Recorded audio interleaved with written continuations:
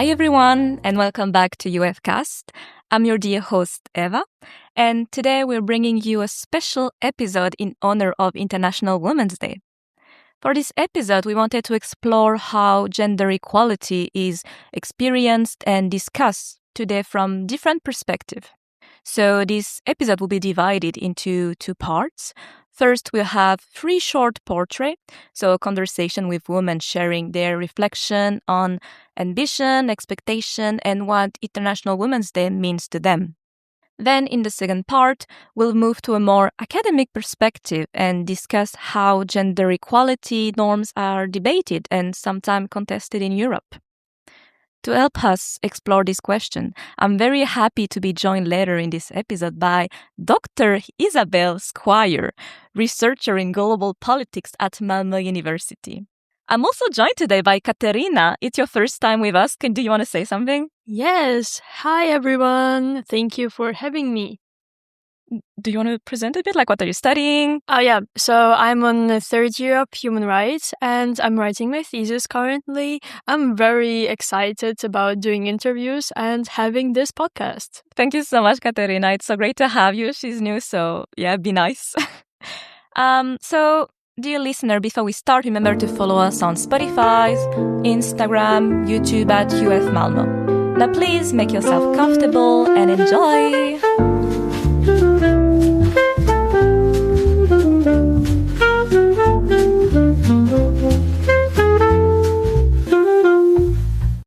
Before we begin our conversation, I think it's worth taking a moment to explain why we mark International Women's Day.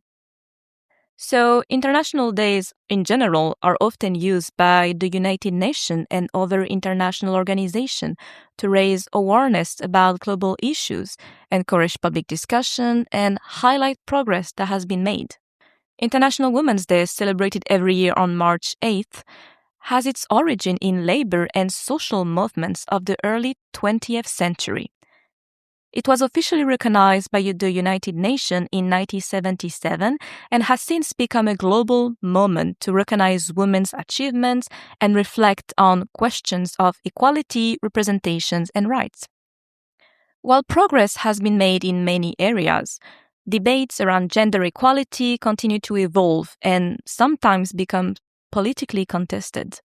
So today's episode aims to explore these questions through both personal experiences and academic insight. To begin, we spoke with 3 women from different backgrounds about their ambition, their experiences, and how they see gender equality today. Here are their perspectives. Hi, my name is Mashal and I am a 2nd-year human rights student at Malmö University. What does equality means to you in one sentence? For me, equality means giving everyone the same life chances and the same geographical luck. Yeah, it sounds very cool and thoughtful. And what drives you right now in your life and your career? I think what drives me is, I'll keep it really short, definitely my family and the goals that I have set for myself. For example, like I want to make a difference in this world, and I think what drives me towards those goals and towards wanting to make that difference is just the awareness that I have, where I know I'm luckier than a lot of people in the world, and I'm just, I have certain chances, like life chances that I've been provided with that a lot of people would never experience or will never experience. So these 2 factors really push me towards just wanting to achieve certain goals and wanting to make a difference in the world. Thank you. And do you feel pressure to prove yourself? If so, where does the pressure come from?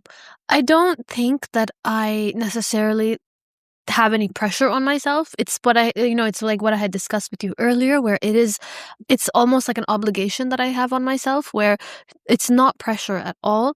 It's just that I know that there's people in the global south, and when I mean people, I not only children, I mean women specifically, that will. I keep focusing on this a lot, and I know maybe people are going to get tired of hearing it, but it's just that, they won't get to see certain opportunities that I've seen in my life. So yeah, definitely no pressure, but obligation. Can you mention just briefly a few things that you're doing for women's rights in Pakistan? Yeah, of course, definitely. So, like I had mentioned earlier, I'm working with Madat Balochistan. So we're a women-led, indigenous-led, youth-led organization. A lot of leads in there.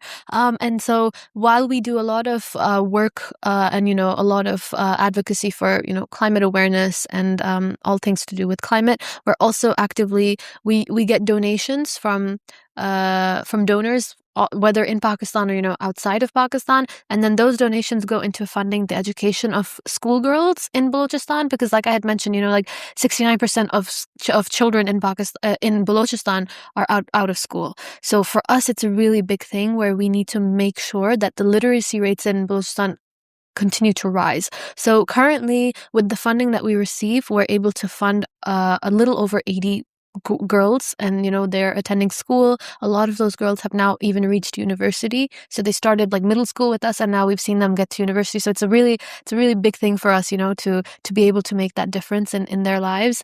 At the same time, we've helped build a library in rural Balochistan, where we send donations of books and equipment, like school equipment, pencils, pens, whatever, so that the kids can go there. It's called Salahuddin Academy. So they teach kids for free over there. So they have this huge income of books that we send them and other types of stationary equipment, and then the kids use it. So I think that's also very important.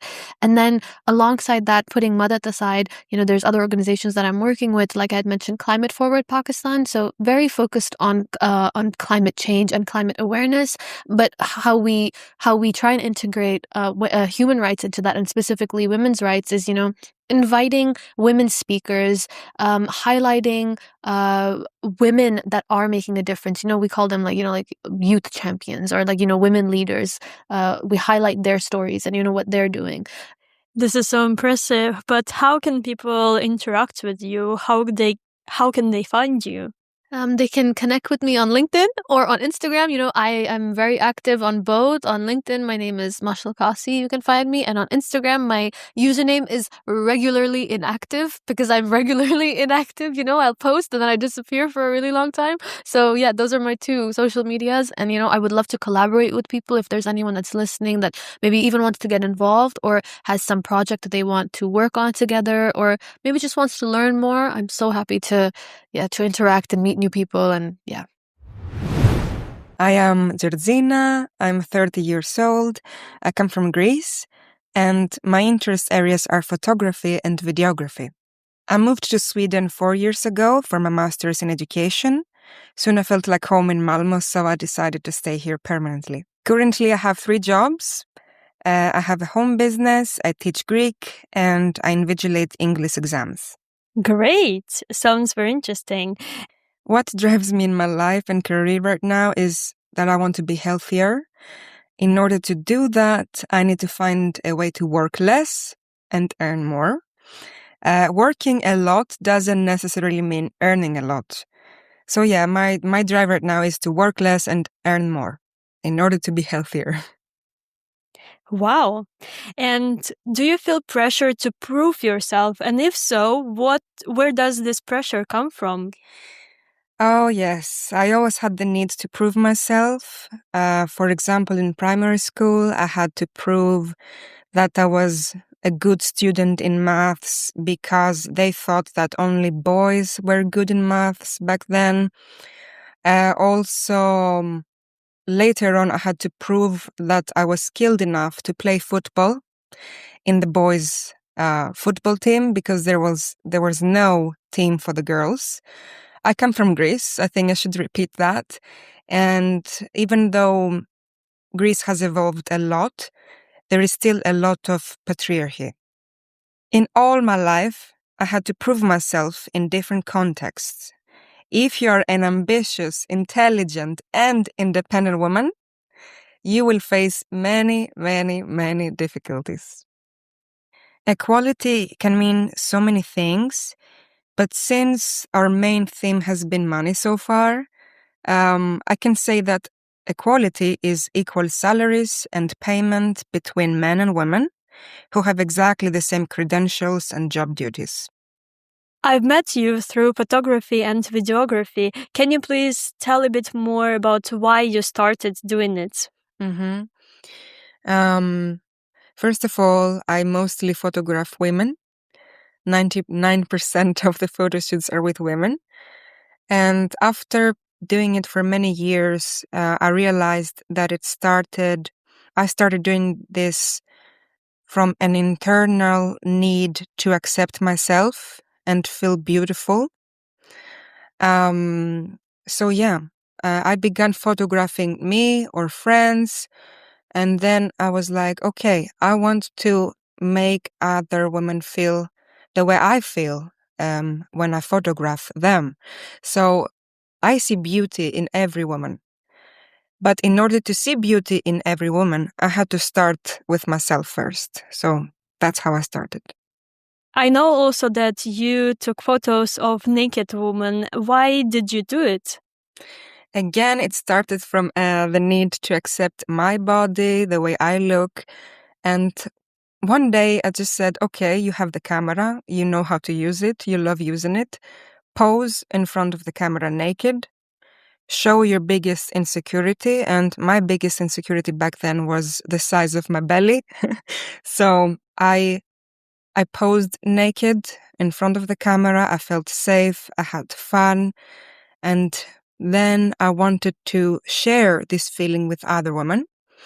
And one more reason I do this kind of photo shoots is that I'm tired of seeing the woman being sexually objectified. Usually nudity is seen something as vile or sexual. The photos that I do have nothing to do with sexual things. And yeah, they are naked female figures, so pure, so beautiful, like those ancient Greek sculptures. Yeah, but my biggest inspiration, my biggest passion and love is about female figures. Yeah, so I will definitely come back to that. My name is Anastasiia, and I'm from Ukraine, studying here in Malmö University on the master's program Leadership and Organization. Currently, actually writing my thesis also about Ukraine, specifically about Ukrainian women leaders abroad. So I feel like that's quite relevant to our topic today. What does, in one sentence, equality mean to you? I was preparing for this question a bit, and I was thinking how to put all the meaning of this very much philosophical term into one sentence. But I feel like for me, equality is a balance between our inherent biological differences and fundamental universality of human rights. That is also man-made and socially constructed because we are born different, but equality means balancing the difference with providing equal access to power and opportunities. What drives you right now in your life and your career? I am driven by rage and anger.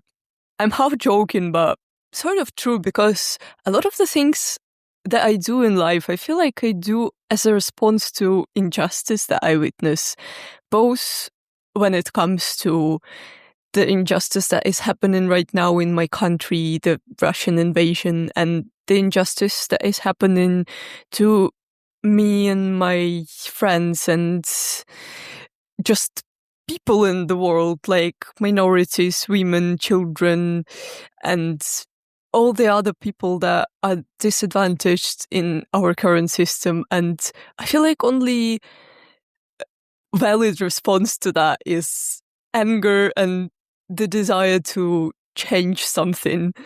So yeah, you could flip it around and say that it's love for people that drives me, and that will also be true, but that's how it is. And do you feel pressure to prove yourself? If so, where does the pressure come from?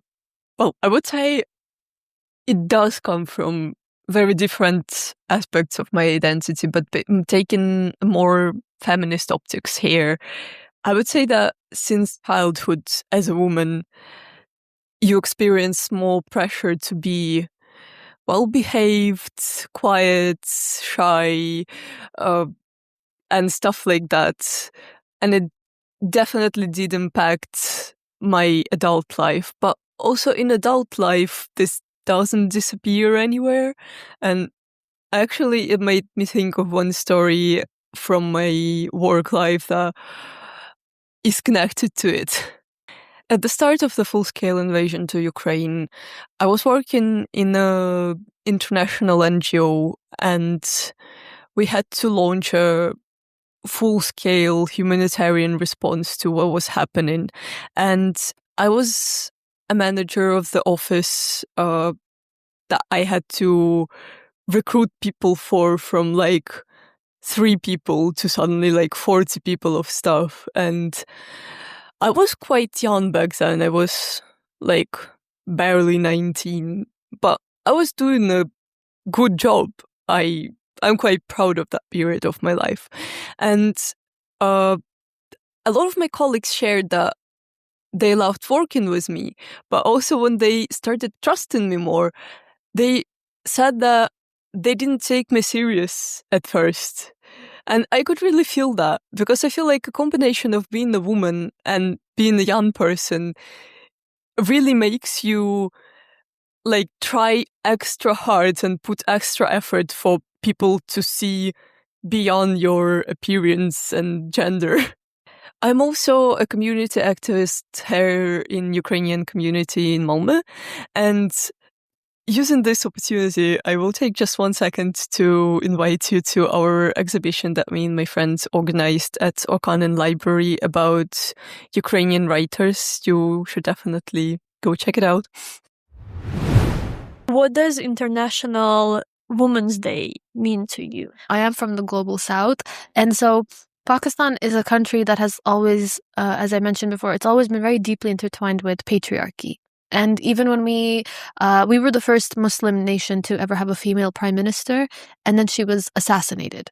So we've seen this harsh contrast where every time, we're progressing, we get pushed back. And there's so many human rights organizations in the country that estimate that around 1,000 women are killed annually due to honor killings.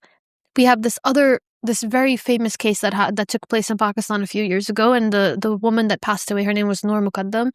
And so Noor was she was kidnapped, well, not necessarily kidnapped, but she was held hostage at this man's house, and they were in a relationship at some point. Maybe they were exes now, but she had gone over to his house, and his name is Zahir Jaffer, and he kept her at his house for 2 days.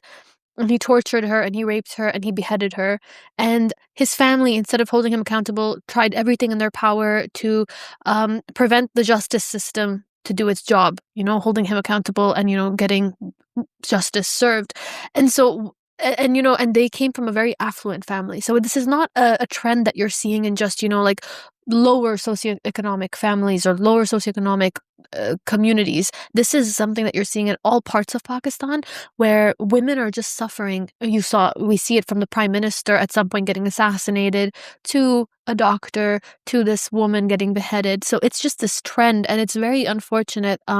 So for me, when I think of International Women's Day, I think that there's so many strong and incredible women all over the world. I just hope that it means that we're one day closer to where this won't be a reality anymore. International Women's Day is a reminder for me that as a society, we have not reached the necessary level of equality between men and women to stop celebrating the obvious. Human rights of equality. Women are humans, just like men. The fact that we still have the need to have and celebrate International Women's Day shows me that we have to evolve even more as a society. This holiday has a very intricate history in my country because, as you know, Ukraine was occupied by Soviet Union for a long time. And ironically enough, the Soviet Union has turned this celebration of women's rights and fight for equality into a festival of friendly sexism. And for me growing up, International Women's Day was like the holiday when we celebrate spring and women's beauty and maybe help women with their whole household duties once a year. We give them flowers, always flowers. Yes. So, yeah, sort of flowers instead of human rights was the vibe. But right now, I think, especially with the transformations that our country is going through right now, there are debates of like eliminating this holiday or replacing it because of its bad reputation. But for me, I think that, I feel like in the Western quote unquote world, it's more of a space to remind the world about injustices and women's rights. So it's not really a celebration, but I feel like in Ukraine we could combine this. We definitely need to go to like women's marches and talk more about women's rights. After hearing this personal reflection, we wanted to explore how these experiences connect to broader political debates around gender equality. To help us understand these dynamics, we are joined today by Dr. Isobel Squire, researcher in global politics at Malmö University. Thank you so much for being here. Oh, thank you for having me. You feel like my hype girl. It's awesome. I mean, you just had your PhD, you're a doctor. You should be, hyped up, I think. I mean, I did tell you to put doctor in front of this. So yeah, her work focuses on how gender equality norms are debated and sometimes contested in international politics, including research on the controversies surrounding the Istanbul Convention in countries such as Hungary and Poland. Thank you again so much for joining us today. Could you briefly introduce yourself and your research? Yeah, thank you for having me. It's a real pleasure to be invited to talk about it. I think particularly at this moment, there's a lot that is scary about global politics, but particularly about attacks on LGBT communities and gender equality norms and feminist thinking. And that is basically where my research has been for the last 10 years. I have researched anti-gender campaigns since 2016, and that is what I took into my PhD, which I wrote on the anti-gender backlash against the Istanbul Convention in Hungary and Poland. And as I think we'll get into, some of the way that actors attacked that particular document is actually a very global experience. Now, and I teach at Malmö University. So yeah, you're also a lecturer, right? I'm also a lecturer, yeah. And I teach, honestly, wherever they'll put me at this point. So it was mostly international relations, but then also I taught CAT in human rights, and then I have a climate course, and I'm now teaching on European studies. Okay. Yeah, for this semester. Okay, but you said you've been studying like gender studies for almost 10 years. I have, yeah. I did my I did my master's in Aalborg in international relations and development, and I specialized in global gender studies. And part of that master's, I did a 10-month internship, even though I was like working all the time at UN Women in Istanbul at the regional head office. That. Like, yeah, how did you it's on get my LinkedIn. How did I get it? How did I get it? They basically, my master's in Aalborg, the specialization in gender studies was quite well known, and the program, the fact that we did like a 6-month internship was also quite well known, and lots of people that did that course went and did stints in Brussels or in London or in somewhere else. That's what I did, yeah. Yeah, exactly. So UN Women, when they were hiring for my job, they emailed the head of the program specifically, because 2 or 3 years previously, somebody else had got it from that program. Mm-hmm. And actually, the year after me, somebody else got it from that program. And then we ended up doing PhDs at the same time. So there was like a little bit of it was kind of a who you know thing. But I still applied, and then I was in Istanbul doing, what was my title was so long and so like that's usually the case, and you don't even know what it means exactly. It's so vague. And I think I came out of my time at UN, I could have spoken like it was my second language in acronyms, because my title was I was the gender equality and results-based management coordination and data analyst. What does that even mean? This is what it meant. It meant that I sat for 10 months looking at reporting documents that came from the 36 program divisions and going through them and doing results-based gender analysis before they went up to New York. And that's actually where I started doing my research on anti-gender campaigns because... And this is at the front of my PhD, if you want to read it. I did check it out. It's quite easy to read, so I recommend it. I'll put the link, I think, on the bio. Oh my God, do it. It's my dream that it gets more downloads. No, but that was where there was a meeting. There was a meeting with the all of the high bigwigs from UN, from UNDP, from UNICEF, from everybody else, plus a lot of the speakers from the program divisions, because of one of the major issue areas for UN Women now and then was violence against women. So the Istanbul Convention was signed in Istanbul by the Council of Europe, and the head of the then Council of the then Convention came and sat in this big meeting with all of these people talking about the difficulties they had in launching the convention because of anti-gender campaigns that were springing up in Central and Eastern Europe. And I took minutes on the meeting. And that must be amazing. Just being there and listening to, and actually being there, I think is just a crazy experience. It was crazy. I mean, obviously I had raging imposter syndrome because everybody else was very formal, but I had not an insignificant responsibility in taking these minutes that were then sort of broadcast along lots of different horizontal and vertical lines of power. But yeah, that became the inspiration for what I then wrote my master's thesis on, which then became the inspiration for what I wrote for my PhD. Can you first tell us what is the Istanbul Convention so we understand better, maybe in simple words for listeners? I can, yes. So the Istanbul Convention is a piece of legislation intended to eradicate violence against women, combat all forms of violence against women and domestic violence. And what is novel about it is that it has a particular way that it defines gender equality. So it's the first legal text in relation to tackling violence against women to codify what was previously soft policy into fixed law. So something like CEDAW, which people might know of, the Convention to Eliminate Discrimination Against Women, is the forerunner for kind of the global women's bill. The idea that there is a gender imbalance between men and women and it should be tackled. Yeah. The Istanbul Convention goes one step further, and things that are implied in CEDAW, it makes legal providence for. So it defines gender equality as a social construction with the implication that women are subjected to a secondary place in society because of patriarchal norms, which means that they are also subject to violence that keeps them in that state.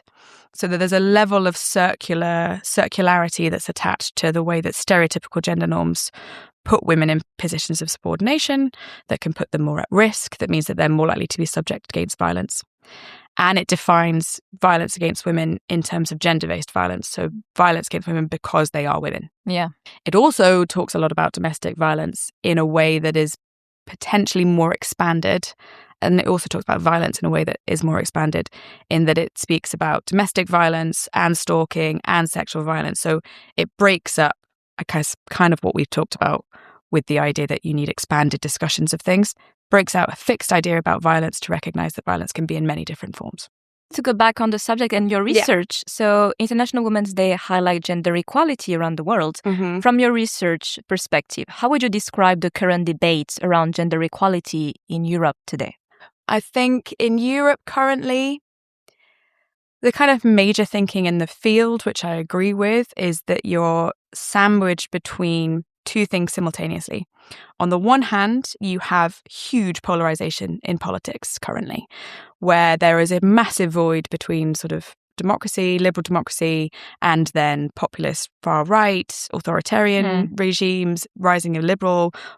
In some spaces, I think it's correct to also call it emerging fascist sentiment, and that they are polarizing ways of governance. And within that, you also have very specific politicization of gender and sexuality. And that split, that cleavage has sent, I think, has sort of split the way that gender is understood in one of two spaces. And that is deeply problematic because gender and a concept like equality, and then when you bring them both together, are things that should be discussed as much as they need to be fixed so that you can sort of develop and improve everyday lives. Of course. Could you just give a definition of gender so everyone knows it? I do have one if you don't want to be too politicized. No, but what is your definition of gender? I think it needs to be contextualized, not to be that academic about it, but the way that it is used in a lot of the research that I look at, not necessarily that I agree with, but that gender is some kind of a social construction. That there are biological binaries that set differences between men and women, but there are also standard behaviors and roles that societies consider appropriate for what men and women should do, that exists on a spectrum. A level up from that is also the idea that gender is something that we perform and that we are socialized in performing what it is to be male, female, or anything else in between. And that's the Judith Butler gender as performance. A lot of what you see in European gender equality norms is much closer to gender as a social construct. And the way that they want to bring about gender equity or gender justice is the idea that gender equality is holistic and transformative. So we need to break down patriarchal structures that exist in society by transforming or recognizing that societies impose some standards of behavior that can often be enforce kind of problematically stereotypical gender roles. So the idea that women should be in the kitchen making sandwiches and men should be, those kind of tropes.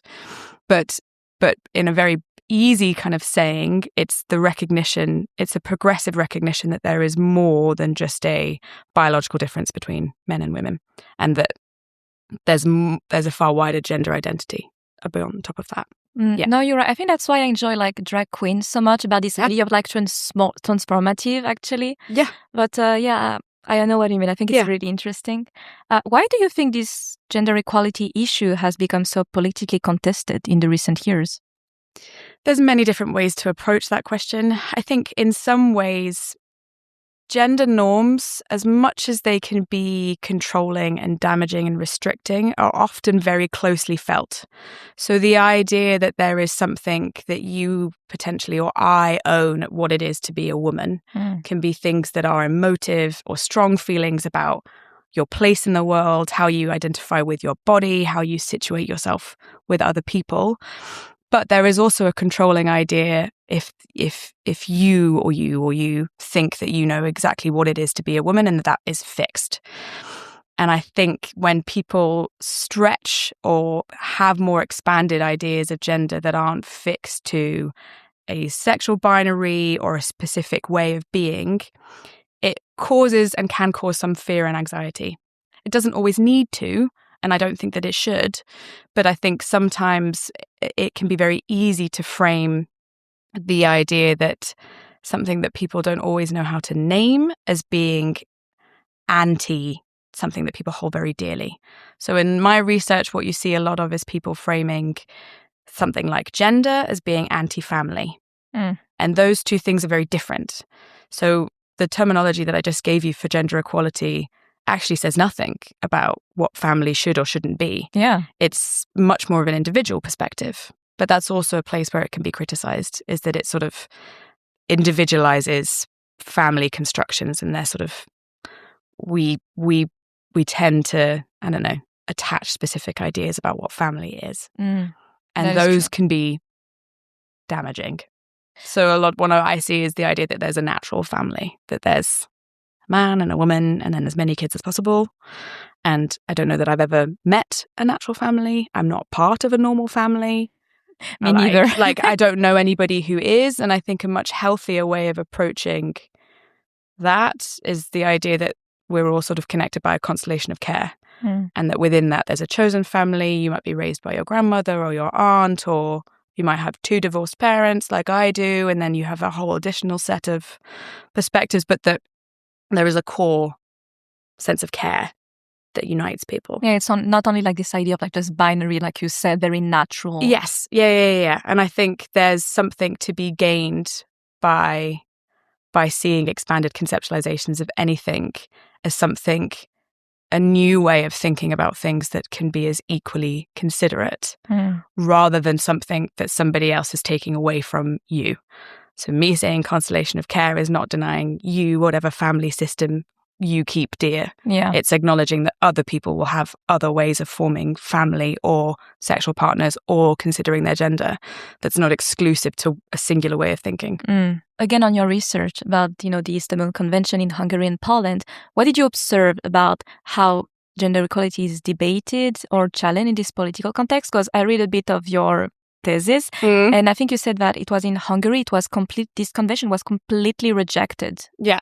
In both. It was heavily contested in both. In Poland, it was off. The first attacks in Poland were one of some of the early attacks against the Istanbul Convention. And anti-gender movements are transnational. They share strategy and discourse across borders. So it was attacked in Poland, and then a lot of the same tactics popped up in different places. And then it was attacked in Hungary. So there's the way that these legislations work is that the Council of Europe will generate the beginning of a piece of legislation, and they'll get academics, they'll get different practitioners to come in and they'll talk about the wording, including lawyers. And then there are rounds of debates. So the convention itself was launched in 2011, and then members of the Council of Europe can sign and then ratify.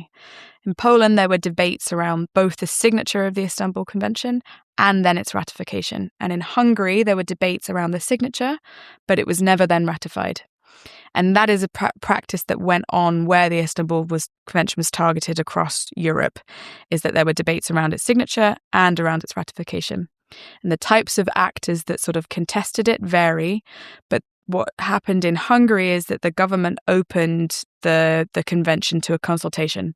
So they invited civil society actors to come and then discuss their ideas about the convention. Did they think it was useful? Did they think it needed amended? Blah, blah, blah, blah, blah. However, Viktor Orban came into power in it doesn't matter when he came to power. Okay. He launched what is called his illiberal regime in 2014. And very early in his kind of presidency, he had this idea that we should have family mainstreaming, not gender mainstreaming. What is the difference? The difference is, so when we talked about family as being a fixed construct and gender as being something more expansive. Yeah. His idea was that gender will put individuals at the heart of society, and it's a fake idea, which we can come back to, but we actually should be considering family as the primary unit that needs to be tackled in all of social programming and policies. Okay. And a lot of that is sort of connected to the way that his illiberal regime worked, but it was in place by the time that the convention was being discussed. And what that meant is that funding to women's rights organizations and violence against women organizations in Hungary had been cut, and they were not invited to the consultation. Who was invited were family-orientated organizations and organizations with specific ties to Viktor Orban. So you can't really call them NGOs because they are government-organized NGOs, so you call them gongos. And those guys that were invited to the consultation were people like men's rights activists and fathers activists who were very quick to frame not only was the Istanbul Convention against family because it had this fixed idea of gender equality, but that it was also against men, because it undermined that men can also be victims of violence, and that by saying gender-based violence is violence against women because they were men, they were discriminating against men and boys. And so in that consultation, they then sort of banned it from being signed. So that's what happened at the first signature in Hungary. Okay. Yeah. Normally, international politics, we talk about norm entrepreneur. I don't know how to say very in English. Yeah, no, you did. So because it's a French word. So people who promote new norms like human rights activists. In your work, though, you mentioned the concept of norm antipreneur. Yes. Could you please explain what this term means and how these actors influence debate around gender? Yeah, I mean, they're very important. I should also point out and say that it's not my term. I did take it from other people in literature, but they invented the concept not in consideration to current polarization of gender, though I have applied it to that with great effect, I think. Basically, an entrepreneur is a mode of behavior, and it emphasizes the oppositional position in norm creation. A lot of norm research from the 1990s on tended to assume that, broadly speaking, everybody was in agreement about a norm, but what they would debate was how it was organized and what was articulated within it. but once the norm was fixed, it would trickle down and ultimately would be adopted. Since kind of a lot of the disillusionment with the 1990s human rights organizing and huge growth in individual human rights norms, there's been a second wave of norm research that kind of resents this trickle-down assumption. And what a pair called Bloomfield and Scott, what they say with entrepreneur is the idea that you have two, it's not just that people with the same normative understandings dispute the way that something is organized, it's that you have fundamentally different normative foundations. So the three of us might sit here and decide that we have very different definitions of the family or gender. Yeah. But that ultimately we agree maybe that gender needs to be an expanded definition and that family also needs to be an expanded definition. But we might dispute how and where that's articulated. Entrepreneurs, that would be norm entrepreneurial. You would be discussing how a norm gets created. Entrepreneurs reject the construction of a new norm and they want to defend and promote status quo norms. So in anti-gender research, what you see is the kinds of human rights actors you were talking about, UN Women or the Council of Europe or wherever else, pushing for expanded conceptualizations of gender equality. And entrepreneurs will do what the men's rights activist I explained, they will defend a status quo norm. Yeah. That in this instance is heteronormative in the sense that they exclusively see marriage as heterosexual, men and women. They exclusively see family as being a nuclear, natural or traditional family. Yeah. And that is a core status quo. So they have a very different normative foundation. What's interesting about the way that this goes in current political climates is that it's tied to this polarization of politics. So it's not just that they have a different understanding, normative foundation, they also want to launch a different way of governance. So in Hungary particularly, and in Poland under PIS, the defense of those status quo norms was attached to kind of populist illiberal governance. So Viktor Orban launching family mainstreaming as opposed to gender mainstreaming was a way of saying we reject the process of liberal democracy promoting gender equality norms. Yeah. And this is illiberal democracies promoting family norms. And so entrepreneurialism is that. It's sort of like a mirror, a shadow mirror to what entrepreneurs will do. So when gender equality norms are debated or contested, like you were saying, what role do institutions such as government or international organizations play? I mean, you were talking about it a bit earlier. Yeah, I mean, they play a massive role. I think in some ways their role is diminished or diminishing. I think, I don't know how bleak I want to make this. It's supposed to be International Women's Day. Institutions play an important role. Institutions play an important role because they often are the ones that will launch a specific norm. And there they play a role in making sure that the creation of that norm is fair in the sense that lots of people have voices that they can come and discuss the way that something should be approached. And then they have a sense of autonomy in how they then promote said norm or do something. Yeah. I feel post-PhD, actually, I feel a little disillusioned in the role of institutions and governments and universities. And I think that's because I spent 5 years researching how the norms that they established were attacked. And I'm very aware of the ways in which I did think that they were not sufficient in defending those norms. Yeah. So I have also been a teacher in gender studies at a time when gender studies is under attack in Denmark, but also in Sweden and in the UK. And I interviewed many people in both Hungary and Poland where their academic profession was taken away from them because they taught about gender. Yeah. And because it's so effectively framed as a pseudoscience. And there are ways in which the universities do not act to protect those bodies.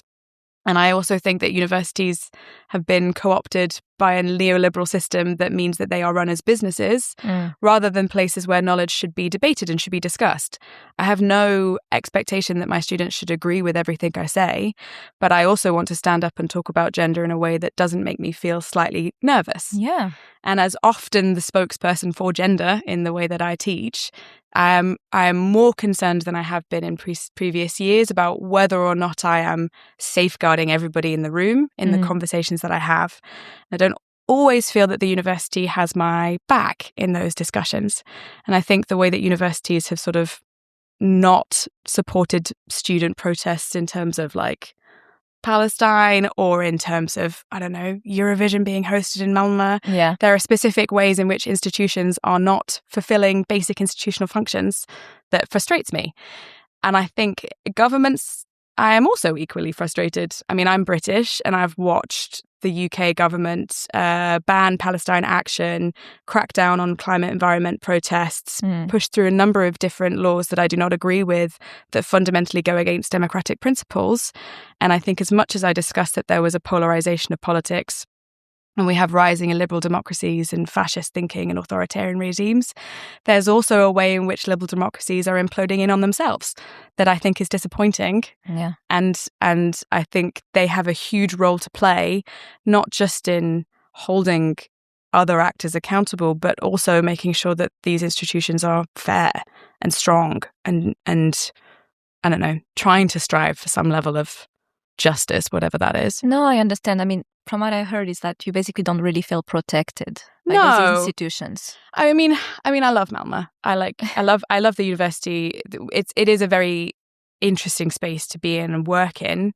But I think, there are so many universities are also supposed to be places for radical thought. Yeah. You look at some of the kind of big philosophical thinkers that you are taught, and they are radical thinkers that come out of universities. And these spaces have kind of had their hands tied currently. And I think, I think that there is more to be done by those bodies to recognize that they are spaces of power. But power doesn't necessarily mean that they can dictate a single way of thinking. That power is often just being like, we are going to have space for these discussions to be had and had publicly. I don't know. Okay. Yeah. No, I mean, that is very interesting. No, it is. Looking ahead with all of this, do you think we are entering a new phase in how gender equality is discussed in Europe? That's actually a really good question. And I got asked that in my PhD defense. And I cannot remember what I said because I was so nervous and I was so tired at that point in the exam. But there are some who think about it with a more positive light, and maybe I'll finish with them. On the one hand, I think it's not that we're entering into a new phase, but this is already a new phase. So I said at the beginning that I had been researching anti-gender campaigns since 2016. That's a decade ago now. So we are already in a decade where gender equality publicly, in a way that I don't think you've seen for some time, connected to these other crises that have been ongoing: war in Ukraine, genocide in Gaza, COVID, climate crisis. There are other ways, there are other traumas that are currently sort of existing globally. And gender equality is intersected in all of those different things. But at the same time, the principle itself is being attacked. And I don't know that that's a new phase other than it's become something of a new reality. The more positive way of looking at it is that contestation doesn't always need to be bad. And I think that the point that I probably made a bit clumsily is that as much as it's not always nice to stay in some kind of grey space, and as humans, I think sometimes our instinct is want to be in black or white, in the sense that this and this is a fact and that is not a thing. Yeah. And that as uncomfortable as it can be, being in a slightly messier, more contested, I don't always know if I'm saying or doing the right thing, but I'm going to keep reflecting on myself and it will get there, is that maybe there's a potential after this or during these discussions for gender equality to be a better concept than what it was. So when I was in UN Women, I was very aware that there was a division between the program people who were talking about the Istanbul Convention and the prestige and pomp and circumstance that was applied to the heads of programs and the head of the Istanbul Convention at the time who was coming in. And that there was a hierarchy in who talked about gender equality and who said it was right and who spoke at what points and who said, well, it's not that you have real fears and anxieties about this legislation that we should be discussing and debating. It's you haven't understood what gender equality is, so I'm going to explain it to you again. Yeah. And that is inherently it's not discriminatory, but it certainly is prejudiced. So I think a more optimistic way of approaching it is that maybe there's some self-reflection in the way that anti-gender campaigns and anti-gender mobilization has become so globalized, in that it will force people to think about how you discuss something as sensitive and as personal, but as important as gender, sexuality, and everything else, but also how you make space for everybody in that debate. Last questions. What does International Women's Day mean to you? It's a great day. It didn't mean that much to me in the UK. Really? And that's, because I don't remember it being that much of a thing. It wasn't until I moved abroad that it was so strange. And then I was in Denmark and people started handing out flowers to women when I was studying, and I was like, what is this about? And I don't remember it being celebrated I grew up in Liverpool, so maybe I was in a very unactive part of the UK. I doubt that, but it hasn't meant much to me until I felt like I became a more, this is going to sound lame, but a more like global citizen. And then it means a huge amount. And actually what's been nice working and being at a university, and what I love about being in a university, is that at its best, it's spaces for you to learn and be curious and discuss stuff. So being involved in gender studies, and then through the works of a lot of my colleagues, International Women's Day has always been about, for me, celebrating what's important about what women can do, but also what gender studies can do and what feminist thinking can do. But there's always been quite interesting panels and discussions where colleagues will invite people to discuss, and I feel like I get to learn and challenge my systems of thinking. So actually, it was nice to be invited today. Yeah, that's what I was thinking. That's why we invited you, basically. Yeah. So that's I think it's important, and it should be a day of celebration.